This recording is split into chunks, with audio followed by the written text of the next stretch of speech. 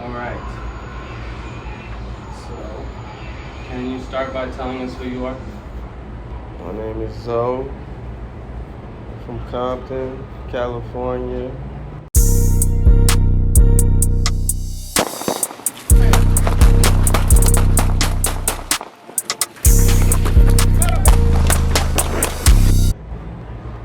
One of the originators of the Rosecrans movement.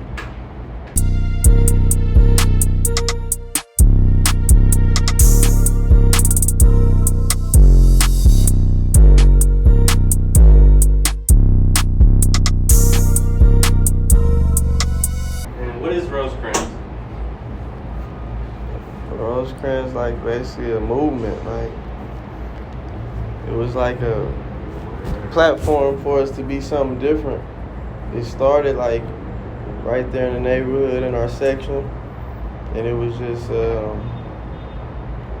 we for generations, way before me, it's been generations of popular people out of my neighborhood, and it's always been known as like the Nellas, or they from the West, like, you feel me? It's previous rappers, Mossberg, Faux Cent, like ex-NFL players, that like just people that done did great things that come from that section. And it's just people label you as your hood, like he from the Nellas or he from West Side. So Rosecrans was like basically a movement to start something different, like label ourselves as something different, and be able to be positive, like a platform for positivity, for real. You're opening a lot of doors for a lot of people. Can that be stressful sometimes? Not really, not when your intentions are pure. Like, I can only see it being stressful if you on bullshit, but when your intentions are pure, shit just happen naturally, like shit manifests. Can we talk a little bit about your childhood? Yeah, I grew up right there in the neighborhood. My family is from the apartments, that part of the neighborhood. Like even before my dad, my grandmothers and my aunties, they come from the apartments. That's where they originated. My dad is born and raised right there in the apartments, so that's where I come from, the apartments. We lived in Long Beach when I was a kid, young, like maybe 4 or 5 years old, around that time. Maybe before that, 2, 3 years old. Because I remember I had a motorcycle with trainer wheels on it, like a real motorcycle, a dirt bike, way back then. So that's how far back I can remember life. We stayed in Long Beach, but the apartment's always been like home base for my family, my whole family. So I grew up right there. I went to Redeemer. That's like a little private school right there on Rosecrans in the neighborhood. My grandmother was the vice principal there, so like that's how I know most of the community, you feel me? Most of the people around there. What was getting in trouble like? It was serious. Just, going. I remember I got in trouble. I'm young. I had to be in like maybe first grade. I was in the office, my grandma's office, and I remember I think I didn't wear a belt or something, and didn't put no underwear on, like didn't have no drawers on. And my grandma helping me, she was like putting my pants together with a safety pin for me. She like, why you ain't got on no belt? And then she seen I ain't got on no underwear and was on me about that. Like, why you ain't? Like, it was serious, that. But that's where structure coming from that type of stuff. Like, you learn. Mm-hmm. Tell us a little bit about your dad. I know he's a pretty big name in the community. Yeah. He from around there, that's where he was raised. He just like he crazy, man. My dad is crazy. He a Gemini, so he the most loving person in the world, everybody dad, and then he a grumpy, like he can be one or two ways, man, depending on how he going, but at the end of the day, he got a big heart. Like he just for doing right, so he get a lot of respect everywhere he go. He able to go a lot of different places, because at the end of the day, he don't minimize himself, like as a man to what like our surroundings, you supposed to be this type of way. He not that type of way. He can talk to anybody. When he came home, he had just met me, and he was already making phone calls for me, trying to reach out to people to help me. One of my favorite stories about him is when he bought the houses on 149th Street. Yeah. And that's like movie stuff. Yeah. What you dream about doing where you grow up. Yeah. He owned He owned 3 houses on that street on 149th in the neighborhood. 2 houses next door and then one up the street. He was trying to buy the rest, like, buy back the block. Like, he been on that. That's back in the the early 2000s he was on that, so. Do you think he instilled a lot of morals and values in you at a young age that really made you who you are? Yep, and honestly, the crazy part is, like, my dad wasn't, like, he wasn't one of them, like, super, because I see some people have got the dad that try to make you be this or make you be that. My dad wasn't, like, he wasn't that strict, try to make you be a football player, but he always, at the same time, wanted better for us. So even, like, after elementary school, I went to middle school and all that in Long Beach, and that was my dad wanting better for me. Long Beach got a good school system, so. What was that like for you having to go to school in a different city?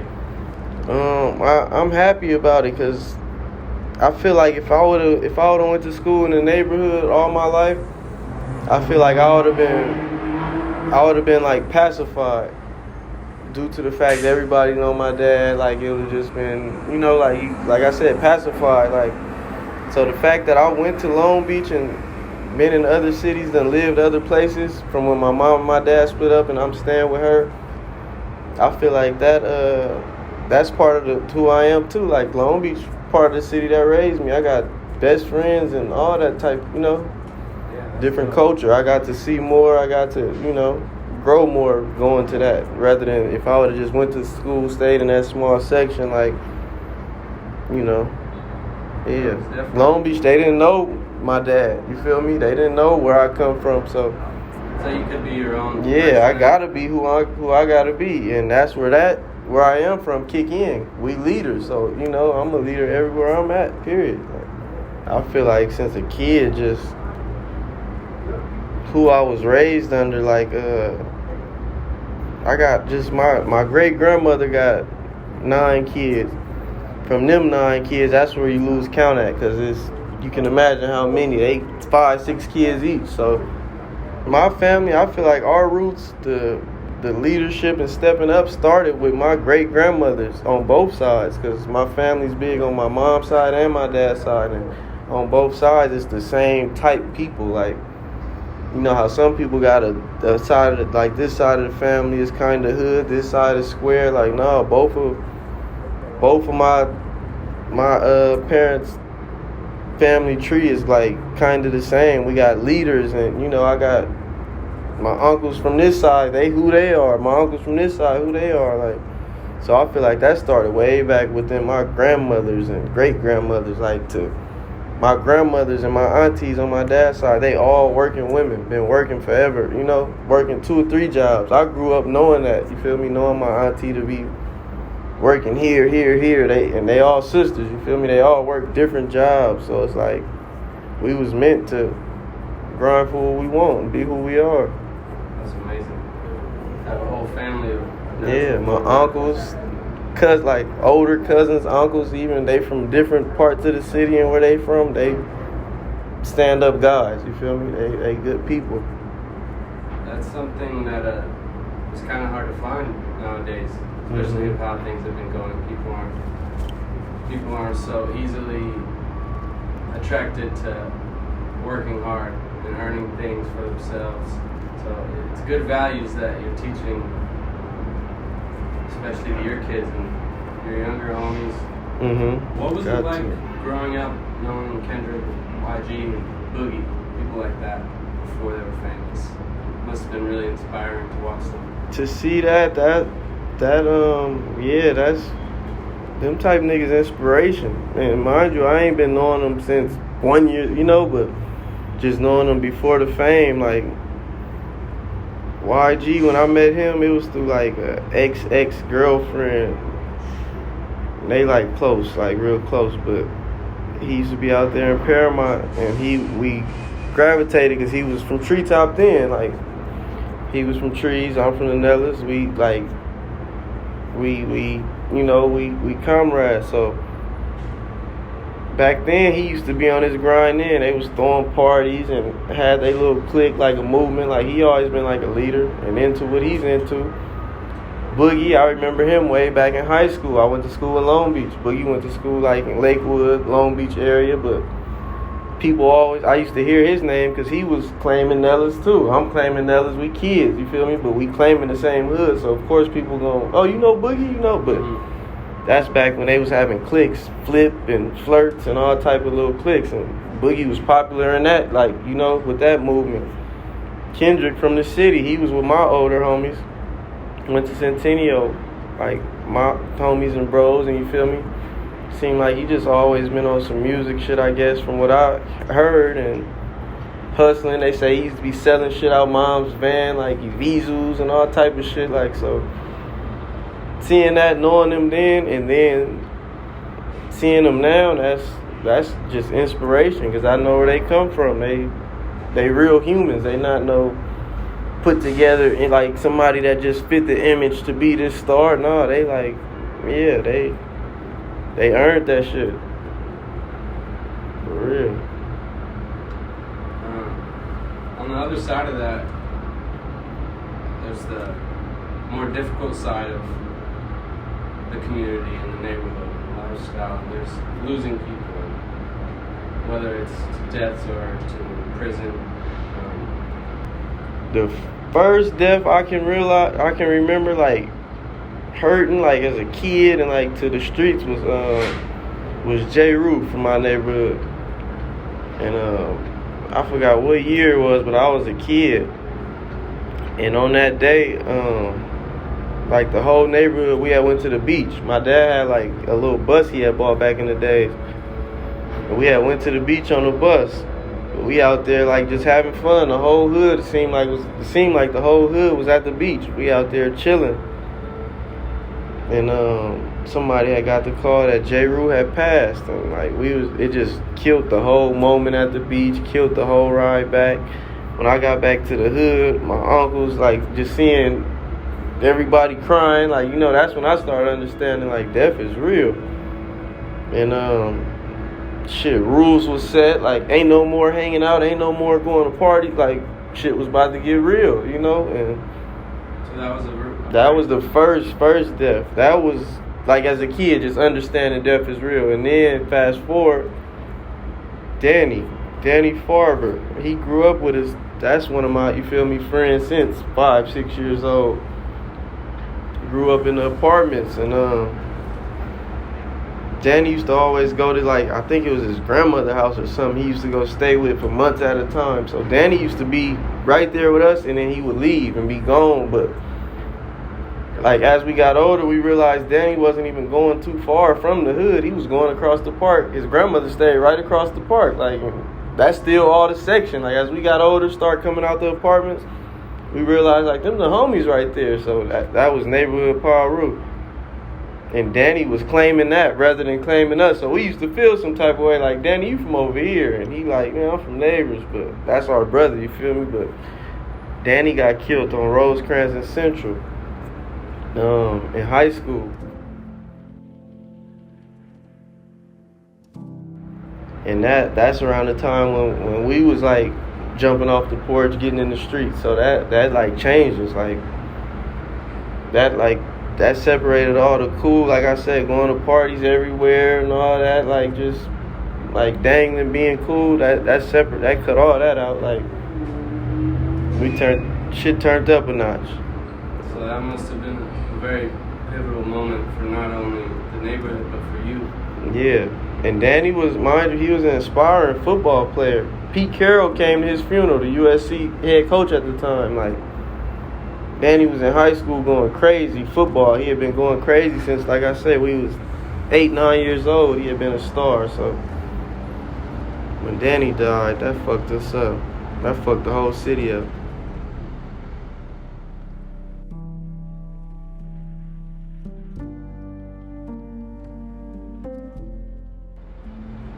How did you feel that you changed after that? Was it hard to kind of come back to normal, or did you feel you adapted pretty fast? I feel like that was part of, like, me jumping on the wrong path. Like, then, like, my dad ended up going to jail when I was in, like, the 9th grade. that was like that changed me too, all within, like just trying to be grown. I already was making it hard for moms, just trying to be in the streets, trying to run behind my uncle. Mind you, I'm hiding that I'm gangbanging from my uncle because they wanted better for me. So it's like I'm full-fledged gangbanging, but I'm hiding it from him because. Who's your uncle? G-Weed.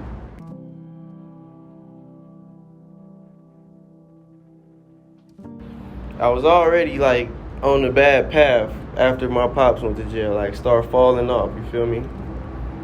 And then once Danny died, that made like it was set in stone, like it's on, like yeah, shit real, life real. Life real.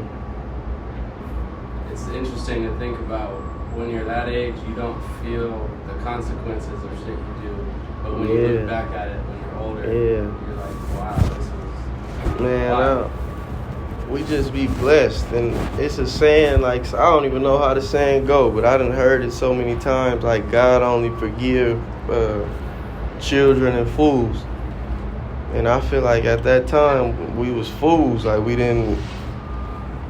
Not saying we didn't know right from wrong, because we was raised better, but we was so caught up in the lifestyle, we wasn't even thinking about wrong. We just feel like anything we do is right. Whatever we do is, Things, events like that can make it hard for you to think rationally about what's right and wrong. Yeah.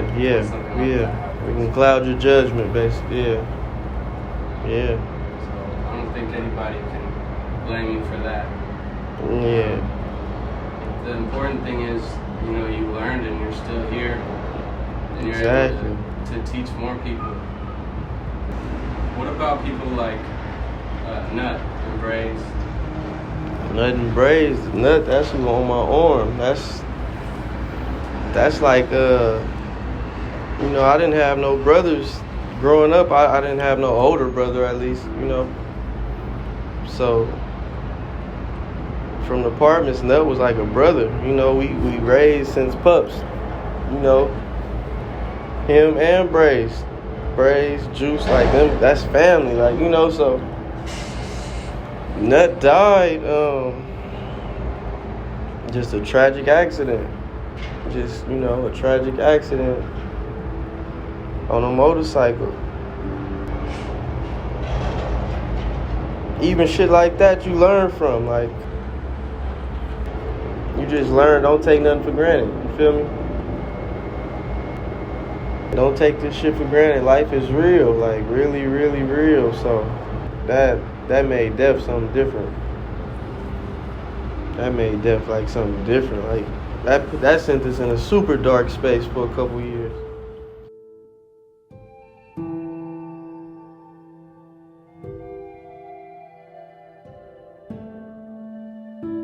And then Braze was right after Nut, so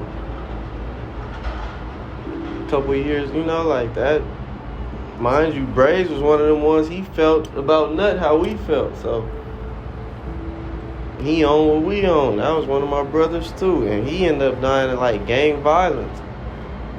And like at the time, that it wasn't like from our main, the people who we usually at war with, so we didn't know where it came from. The shit was weird, like, but just looking back, like, thanking God, I be feeling like it was a blessing. We really didn't know who did that to Braze, because how we was at that time, we would have probably all crashed out. Like, we was willing to crash out, but we really didn't have nobody to crash out on, but God can be looking out. Yeah, I feel like God just working mysterious ways. Like, even Nut, I feel like if Nut would have died to gang violence, bro, I wouldn't be here today. Like, none of my real friends, we wouldn't be here, because that was so severe to us. Like, we would have had to, like, crash out. If somebody killed Nut, like, it wasn't gonna be no just one for one. It would have been we would have been going till it was, we would have had to crash out behind that. Like, that's how bad that hurt us. But God took him in another way, to where we just had to swallow that and just value life more, grow from it.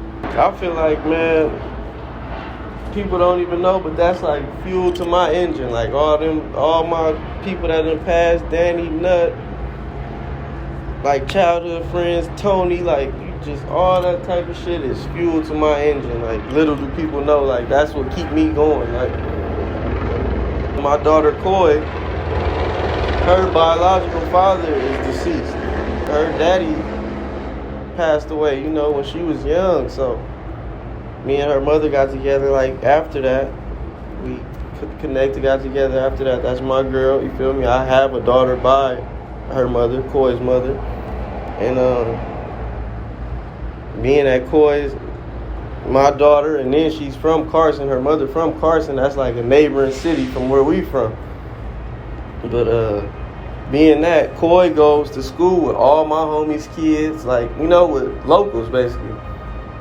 And like I said, Coy daddy passed away. He got killed, sentenced, like, you feel me? He was an inspiring football star, all that, like, lost his life just to bullshit. And then Coy friends is Soraya. That's one of my homies, my childhood friend, Tony Francis. He died. He got killed by the police just running from him, shot him in his back like this years ago. So Tony's daughter Soraya is one of Coy's best friends. My other homie, Baby Black, he died in a car accident a couple years ago. His daughter, Story, is Coy. They all go to school together, all that, you feel me? That's one of her best friends. My homie Ducky, that's my brother Ducky. He in jail, you feel me? His daughter, Christian, and his kids, they all go to school together, bro. So just mind you, just think how I gotta live. And my daughter's crew is my homies that's gone kids. So it's like I can't just be out here just with no purpose, because I got a torch to carry, whether I know it or not, you feel me? And that shit like that shit get heavy. And then my nut son though, C2, my godson, he raised with all them kids, bro. So mind you, I don't even see they daddies, but I gotta see these kids. It be hard, like that be hard, bro. They're my friends, like them niggas gone.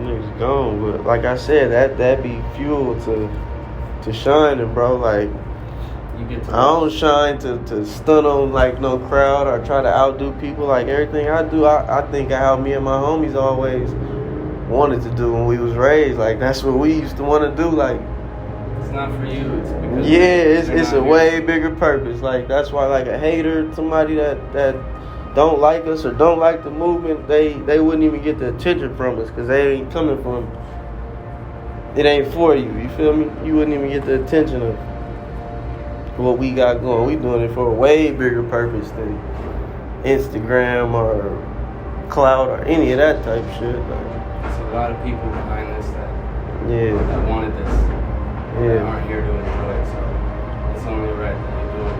On the real.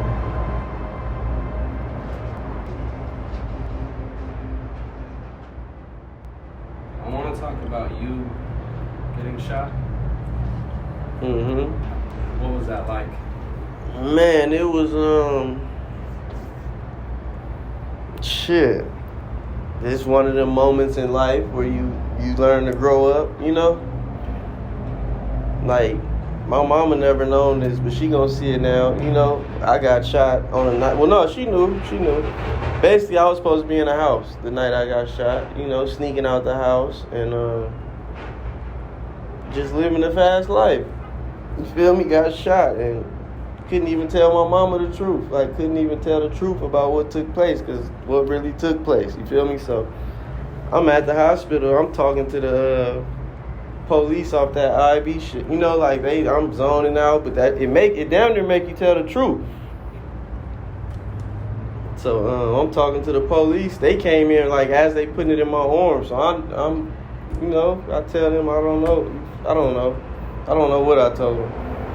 But my mama coming and she asking what happened and shit. And you feel me? I'm trying to put together a story, because it's feel me? I wasn't supposed to be out doing nothing. You feel me? I wasn't supposed to be out. So that's one of the moments in life, like, you learn, like, because at the end of the day, bro, it's people that done got shot and didn't make it.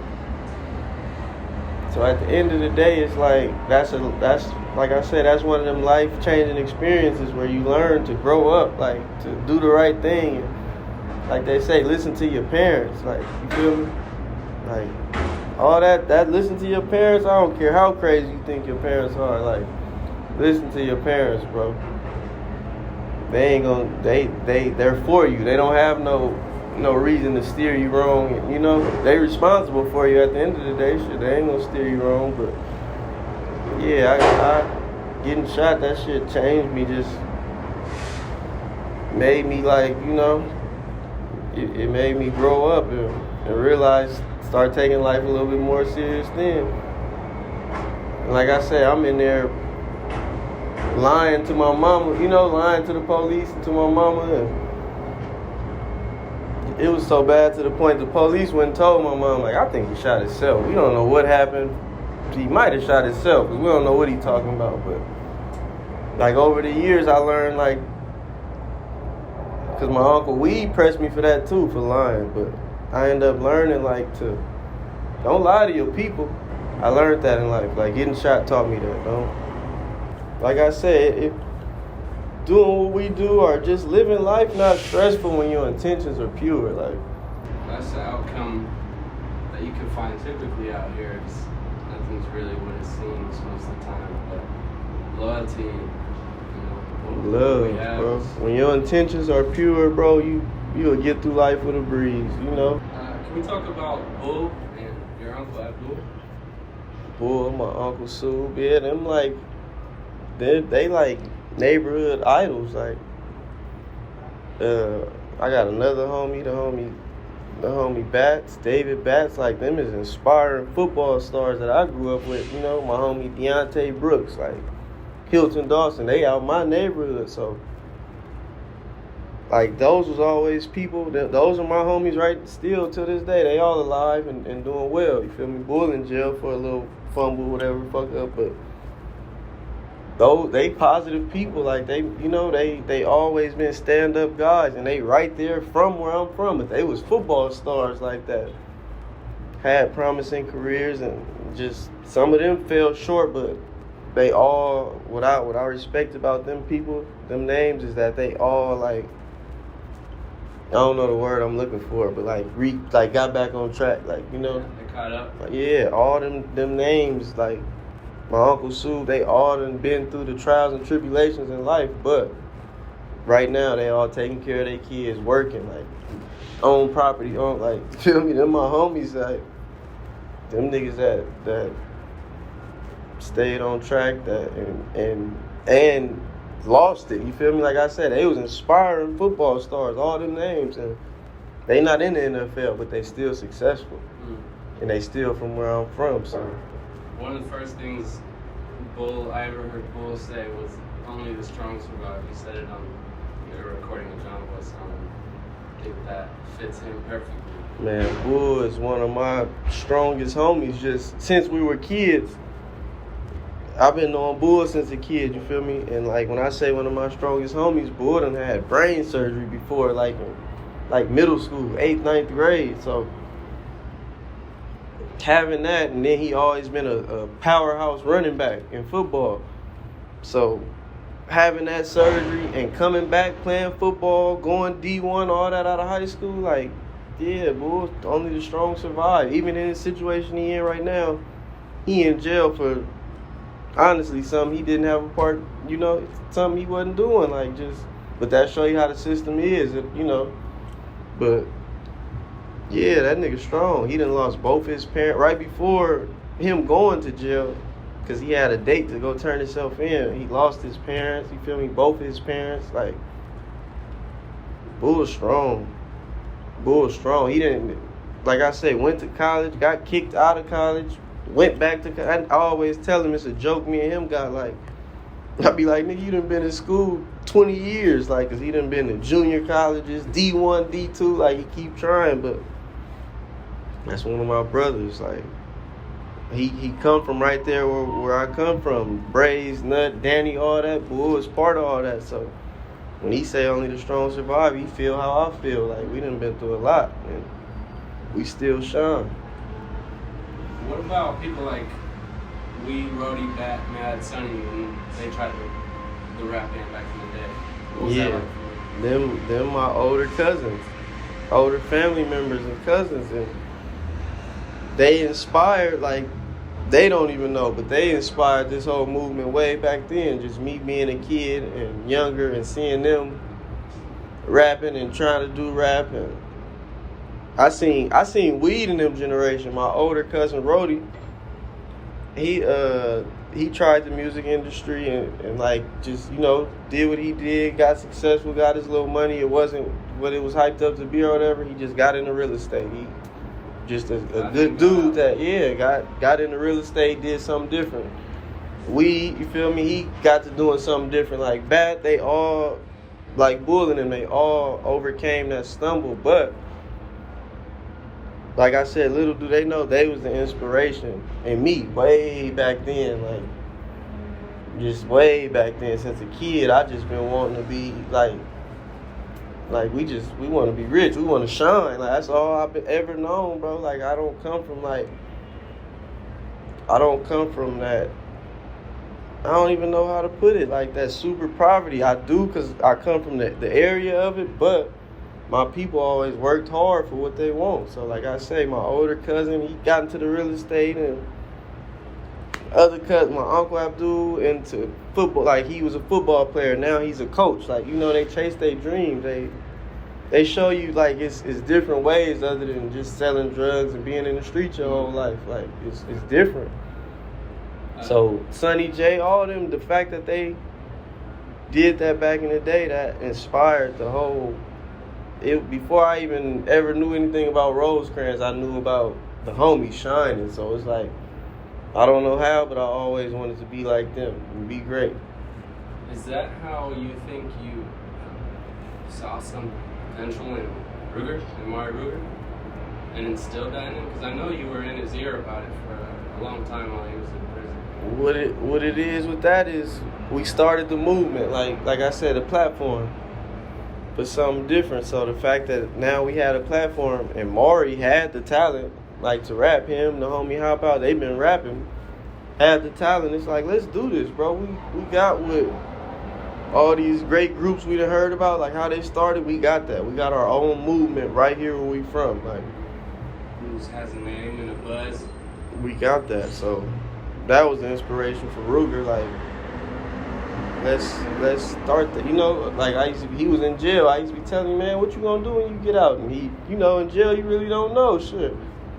I'm like, man, start rapping, write some raps. Like, you feel me? We know how to, like, get money. We know how to, you know, network and meet people. Let's rap, bro. Like, let's do something different. Worked out well. Yeah. Ruger's on his third album just came out? Yeah, Ruger, he been working. They been working. I want to ask you, what is your meaning behind Rosecrans? What's your objective in this mission? I feel like what you mean? Like, what I want Rosecrans to... What's the end goal for Rosecrans? I want Rosecrans to be a platform to change the world. Like, not just my neighborhood, but like just the fact we from right here, we from Compton, you feel me, South Central, all that type of shit where gang violence and beefing and all that is known for it. Like, I want to change the world and use our platform and show that you can make an honest living, bro. Like, I'm living how I'm living today, all off selling merch, bro. Like, just trying something different. Like, you feel me? Just I noticed I was popular. We was popular back then. All right, we branding ourselves now. We selling merch. Like, it does numbers, bro. Like, but I just want to show the world. Like, I want to use Rosecrans to show, because we gonna be living comfortably. So show youngsters and show the future, like, you gotta live like somebody love you, bro. Like, your grandmas love you, your aunties like somebody love you. I don't care. You could feel like nobody in the world out there, but somebody love you. A friend might love you. You feel me? you pass away out here on the streets, bro, the coroner gonna come pick you up and feel sad for you. Like, it's like, just don't, you feel me, be something. Like, if somebody love you, like, we gotta start living like that. The future gotta start seeing, like, live with love and stop these rappers be promoting the wrong shit. Like, we gonna kill each other off if we keep living how we been living. So my message is to, like, to show them. I'm gonna lead by example. You feel me? Like I said, I'm from right there, Compton. My whole neighborhood been known for all type of things. Like I say, all type of great people. But we also known by the feds for, like, drugs and all that type of shit. And that's just not the only thing we do around there. So it's like Rosecrans is a platform to show them. Like, you feel me? Even my little part I got in Rosecrans, I do the merchandise, but it's so beneficial. I preach. That's why I preach what I preach to the homies. Like, we can change, bro. Because we can show, like, we don't gotta be sending nothing, selling nothing, doing nothing, bro. Like, where we can live comfortably. And then we don't, like I say, we come from so much. We come from the bullshit. So when a hater come with bullshit, like, we don't even entertain that, bro. Because we used to that. Like, bullshit ain't nothing. That shit ain't nothing. Like, we just want to, you feel me, keep producing like rabbits and keep our generation strong, keep our section shining. Yeah, that reminds me, I remember when YS and Twin first started rapping, when they first started rapping with Rosecrans, you were paying for their videos. Yeah, bro, you remember the shirts we was making back then? Mm-hmm. Simple t-shirts. It was costing me $8 a shirt. Those was the good ones. When we first started YS and Twin, I was paying $6 for those shirts altogether. I was paying like $175, getting some cheap white t-shirts. I bought a silk screen. I forgot what the shit called. I bought the silk screen thing though, basically with our logo on it. The homies went to Dominguez High School. My homie Tay and my homie Hilt. They just start that's what we started with. Me, Tay, Hilt, and the homie Hop Out.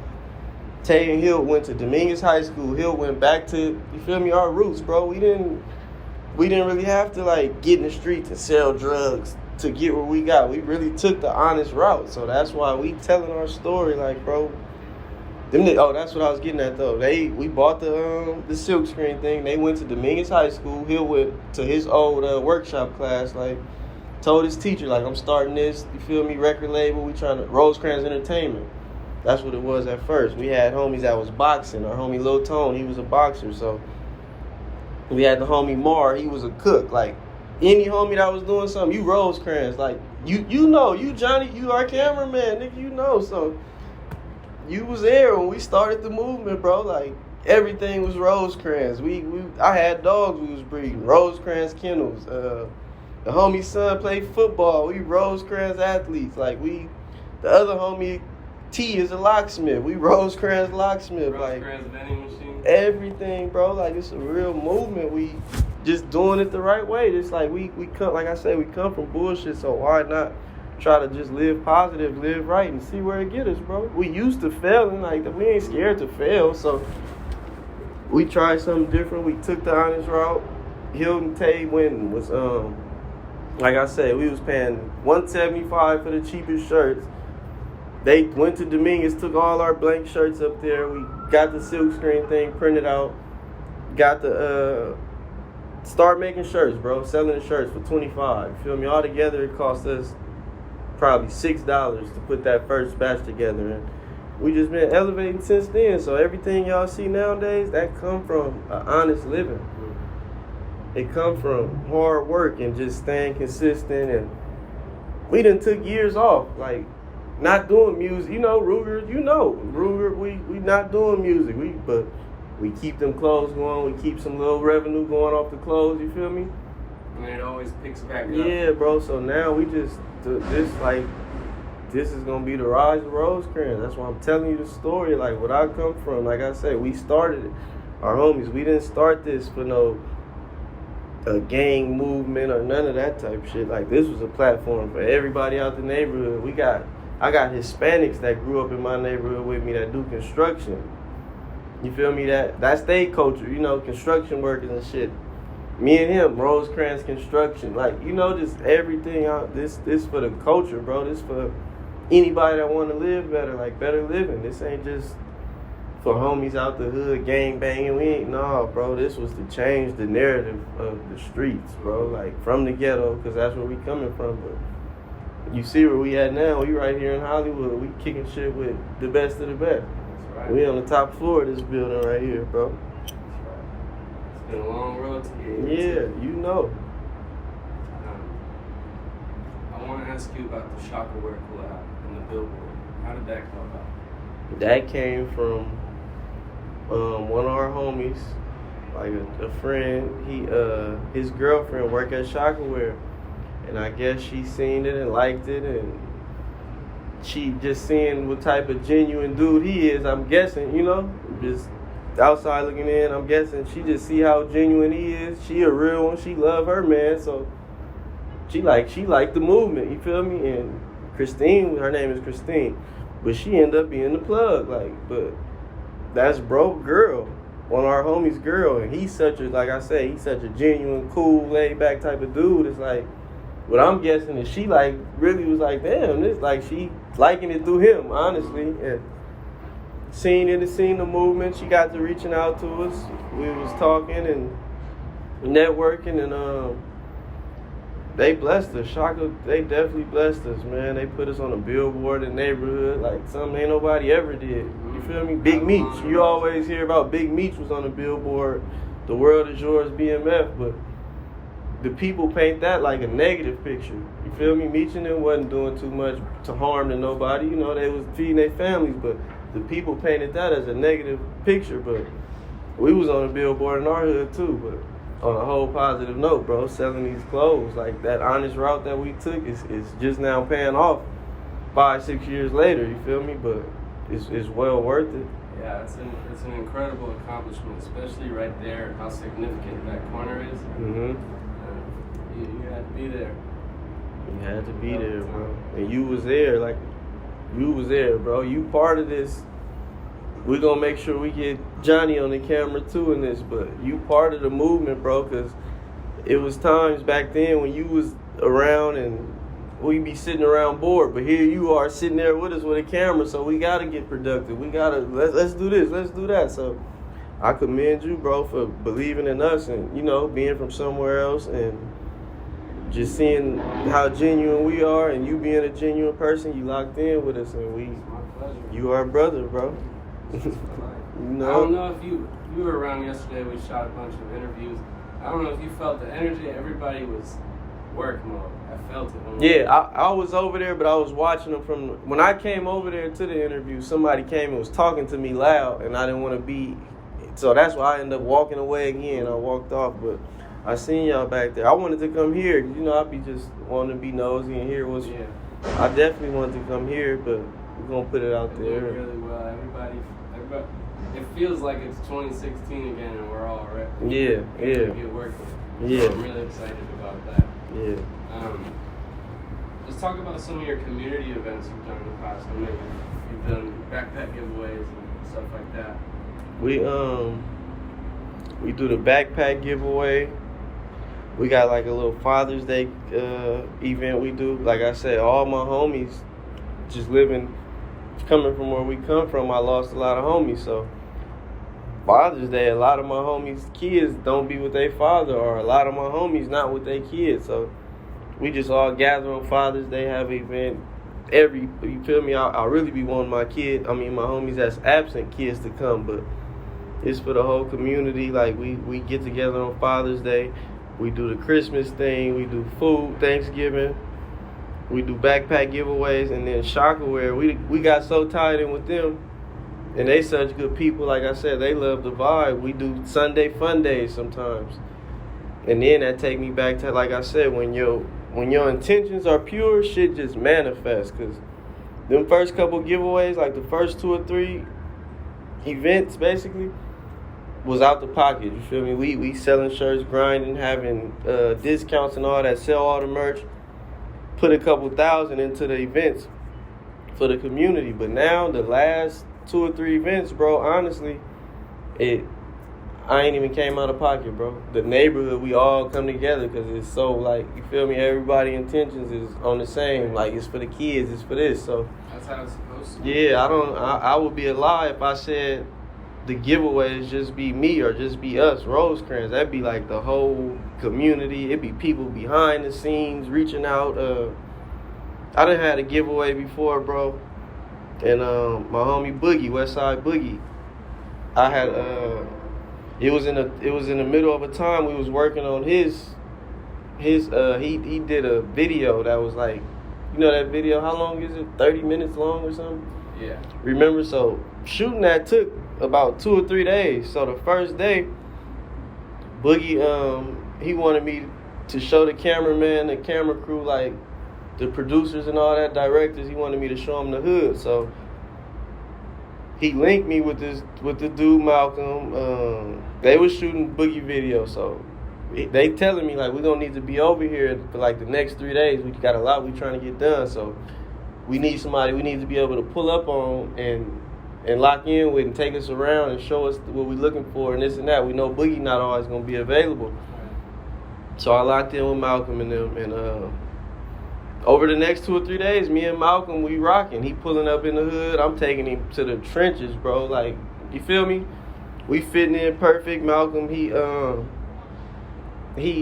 working with people. He talking to people. You know, I'm taking him around the hood, bro. Like, you feel me? Like, really around demons, bro. Like, not even demons, but real solid street niggas. Like, really don't play that. You feel me? They don't even let outsiders in. And we talking to people, we telling them what we gonna do. Everybody was with it because it was a positive movement. So fast forward on one of the days they was filming, I'm telling Malcolm about the event I got coming every day, and he just like, oh yeah, that's tight. Like, you know, we talking. So fast forward the day of the event, Malcolm called me over there that morning like, hey, I want to see you before you go to your event. I know you're not gonna be able to help us today, but I want to see you real quick. I want to holler at you. So I'm thinking like, oh shit, he probably want me to get something done for what they doing before, you know, I be gone for the day. So I end up pulling up on him over there at my grandmother's house, and he blessed me, bro. He just gave me some money, you feel me? Not asked.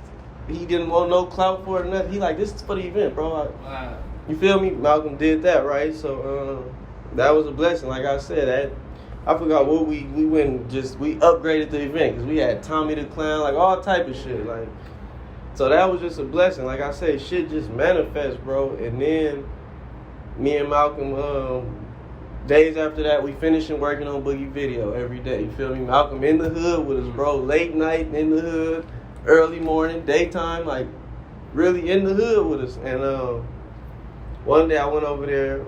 This after all the video done, I got his number, we got Instagram, like we gonna, you know, like just link, bro. Like he good people. He was like family, you feel me? So they was filming at my grandmother's house and her neighbor house, Miss Betty.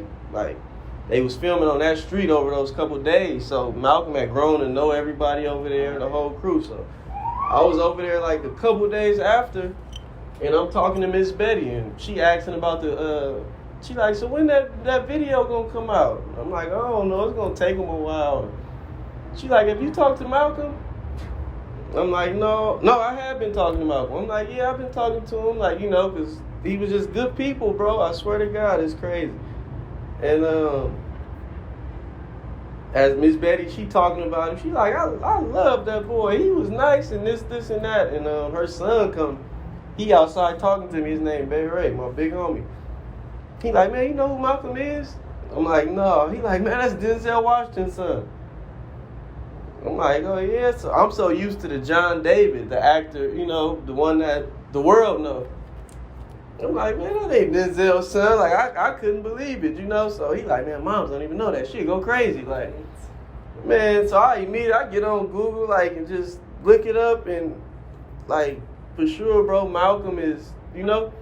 And I just got to thinking back, like, just how, and I just started thinking back, like, man, I've been asking Malcolm, like, where he from? Like, you know, we've been talking, and just what I loved about it, bro, he never lied to me, but he never had to tell me he was Denzel Washington's son. We just had a connection of being genuine, like, pure intention. So when he was telling me like what school he went to, he told me something about basketball. He's like, yeah, I played basketball. And I'm like, what school you went to? He say the school. I'm like, what you was doing up there?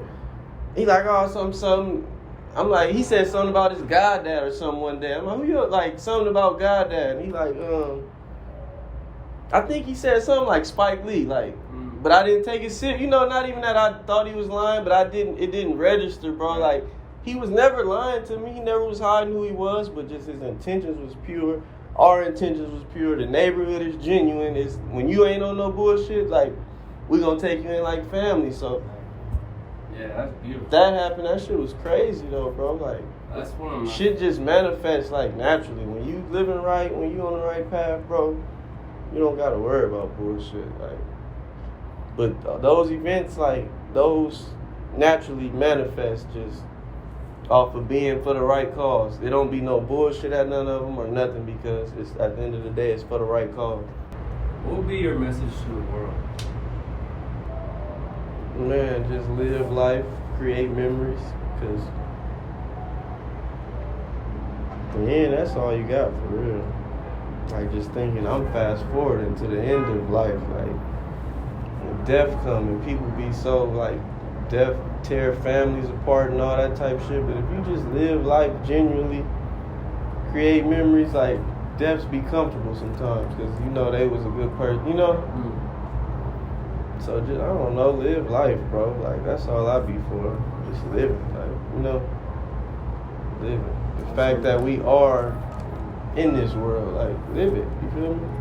Embrace what we do got and live life, create memories, and shine hard.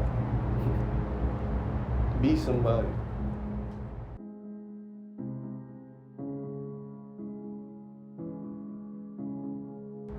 Do you have anything new coming soon out of Rosecrans that people have to look forward to? Man, the merch is about to be, we taking that shit next level. That's what I like to hear. Are there some new designs coming? We're taking it next level. That shit about to be like designer, bro. Like, we about to flex up.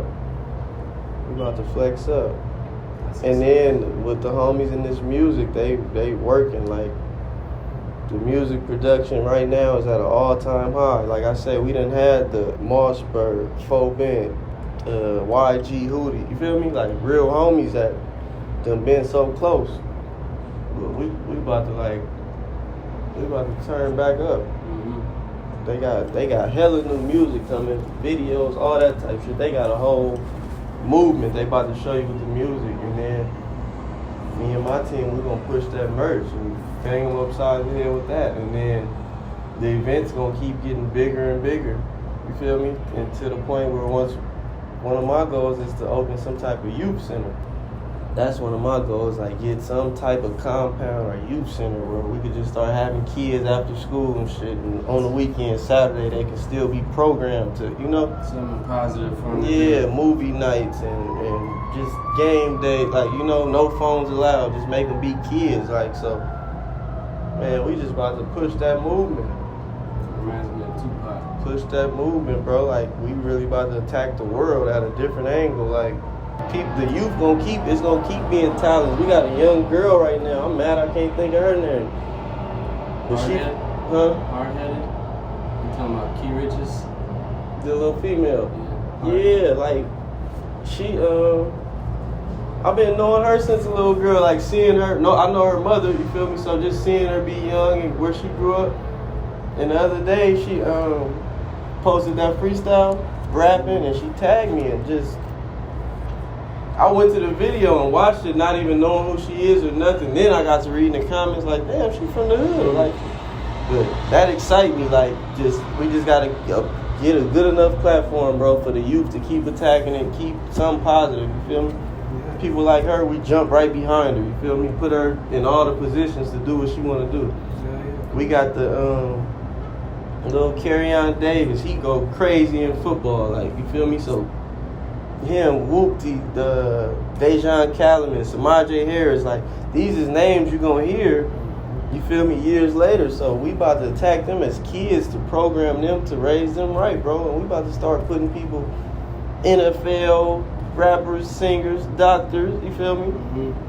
some kids just, you feel me, be athletes that don't want to do sports no more. All right, go be a police officer. You feel me? You in shape? Go do something. Like, we about to just change the narrative, bro.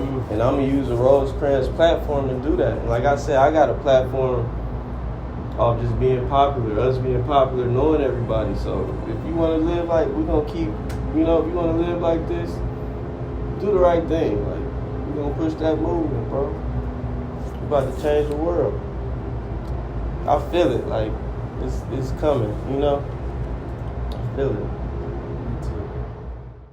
That's what Rosecrans is about. You feel me? Fixing and repairing and trying better than what we were. You feel me? Trying to be better than what we were, So repairing is this. Repairing is having you here right now.